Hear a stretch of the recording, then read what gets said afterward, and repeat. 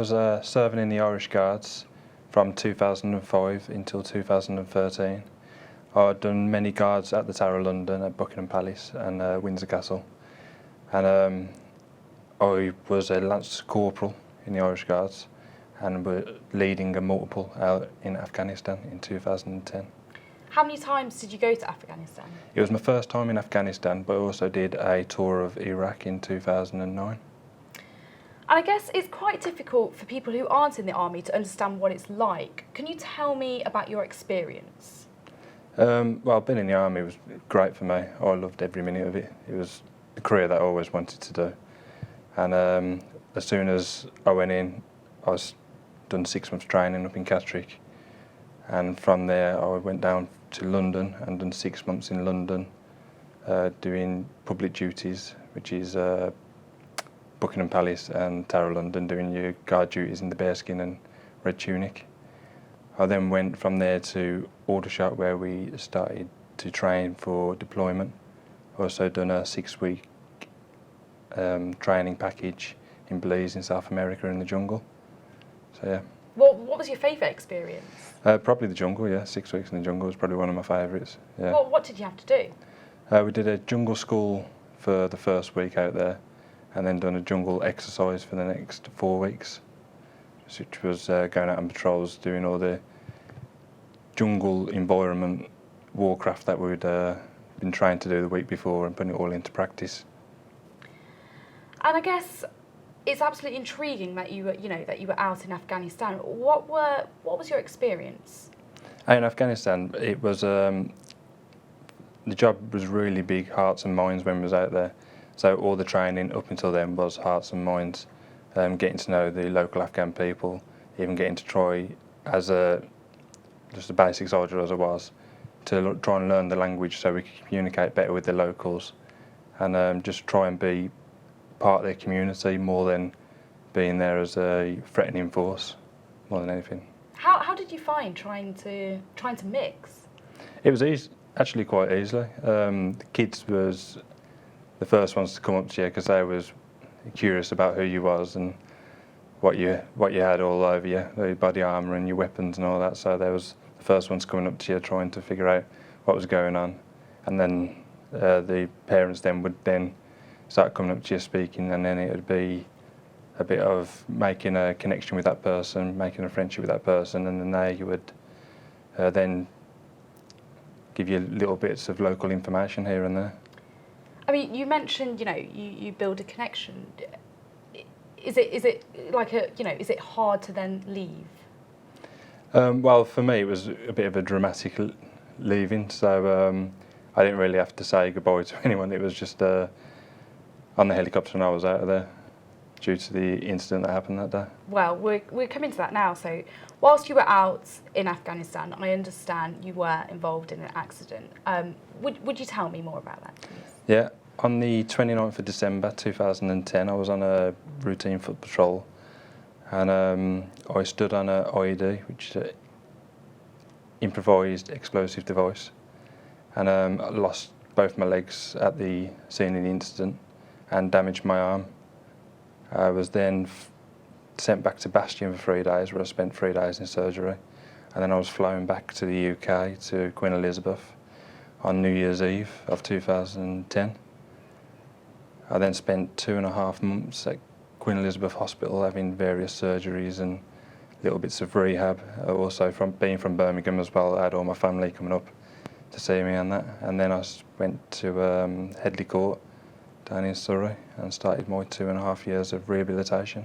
Well, the Coming Home charity has 140 rental homes, 50% of which are in Birmingham, and then the other 50% being spread around the rest of the UK. They rent out at a considerably reduced rate to ex-servicemen who are injured or who can't get anywhere else to live. So yeah, that's the main purpose of the charity. And then on top of that as well, they also do like legal advice and other debt solutions to own your own home or to part rent, part buy. And Scott, how did the Coming Home charity help you? The Coming Home charity helped me when I was at Headley Court in rehabilitation. I was also looking for somewhere to live. Me and my fiancée found somewhere to live, and we just didn't know, never buying a house before, what the next step was. So we went to Coming Home Charity and says, could you help us out? And they said, yeah, they negotiated all the sales prices and helped me out with all the legal stuff as well as coming up with different solutions for me to part rent or part buy if I needed it. And I know that the new war memorial at the Tower of London went up last week. There was a big launch, and you were there, so tell me all about it. Yeah, we launched the presentation, the photos by Rankin last week on the side of the Tower of London. It was a year to the day since the poppies had been there, and the Coming Home campaign was actually one of the beneficiaries from the poppies of last year. Yeah, we was there with Carol Vorderman, who was the first female volunteer for the air cadets, and she was there with some cadets, and there was also me and the other veteran, James Davis, who was up there, and we all stood there and just for the first time that we'd seen it projected on the side of the tower as well. And it was really quite emotional as well, having seen the images up there, especially with the words that they put up there as well. It really was quite emotional. It was very surreal, especially as it was all standing on top of the podium, turned round, and it was like playing for the 2.5 minutes it was playing. And just everyone as well looking at you while you're looking at your own picture was really emotional. It really was, yeah. What does it mean for you? For me, it's really big for me, as I used to work at the Tower of London as one of the Queen's Guards, and it's quite nice to see my picture up there for somewhere I used to work, and a place that I was quite fond of as well. And I hear that you really enjoyed being photographed by Rankin. Tell me about your experience with that. It was really, yeah, I didn't really have a clue about what was going to be involved in the photo shoot and that. So when I turned up and they said, right, you're going through to makeup, I was like, whoa, wait a minute, what's going on here? And but yeah, they took me through and had a breakfast laid out and all that. And then Rankin was taking photos, and he was just so quick and just knew exactly how we wanted you. And it was really quite professional, really well done as well, yeah. And what was it like meeting Carol Vorderman? It was really quite funny. Yeah, she's got a really good sense of humour, especially I think standing between two squaddies when she was having a picture taken. We really did have a bit of a laugh, me and James did with her, yeah. So I guess, you know, how important is it to raise awareness for the Coming Home charity? It definitely is a major thing, especially as you see a lot of veterans on the streets. And Coming Home is trying to get these veterans into homes that they can afford to live in and start building a life for themselves, yeah. So, and the big thing about this is they're trying to raise more money.